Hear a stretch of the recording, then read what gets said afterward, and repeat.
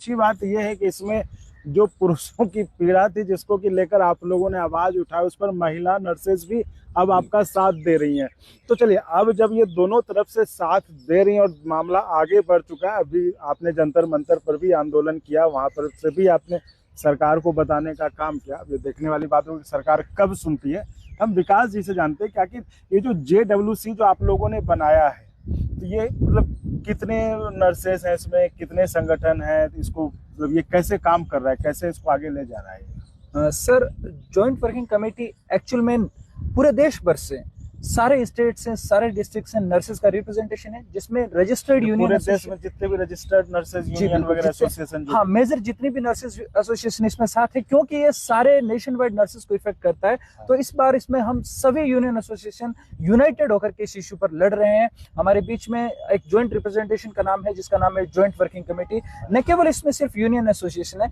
बल्कि सारे teachers, nursing tutors, nursing students, in service nursing officers, और हम सब मिलकर के इसके खिलाफ आवाज उठाए हुए हैं, क्योंकि ये इशू लंबे समय से पेंडिंग है और सरकार और कोर्ट दोनों का भी इस तरफ उतना ध्यान नहीं जा रहा है। तो इस बार हमने एक योजना बनाई है कि इस मुहिम में 80-20 के खिलाफ हम आर या पार की लड़ाई लड़ेंगे, जिसमें कि हम पैरेलली आंदोलन भी हमारा तेज करेंगे, हम आक्रोश के साथ में आगे बढ़ेंगे। जैसा कि आपने कहा, हमने 22 जून को जंतर मंतर पर प्रदर्शन किया, लेकिन सरकार ने उसको इतना सीरियसली नहीं लिया है। तो अब हम उसको और एग्रेसिवली हम हमारे आंदोलन को आगे बढ़ाएंगे, जिससे कि थोड़ा हम सरकार हमारे मुद्दे को सुन सके। पैरेलली हम लीगल एक्टिविटीज पर भी लगातार हमारे एडवोकेट्स के संपर्क में है, लीगल एक्सपर्ट्स के साथ में संपर्क में है। जैसा कि हमारी सुप्रीम कोर्ट में SLP चल रही है, हम legally as well as politically हम हर तरीके से सभी नर्सिंग यूनियन एसोसिएशन JWC के माध्यम से इसके खिलाफ है, और हम इसके खिलाफ लड़ाई तेज कर रहे हैं। नहीं, एक चीज बताए, आखिर सरकार की तरफ से भी तो चूंकि इतना लंबा वक्त हो गया, आप कह रहे हैं 2019 का ये मसला, और तब से आप लोग आंदोलन कर रहे हैं,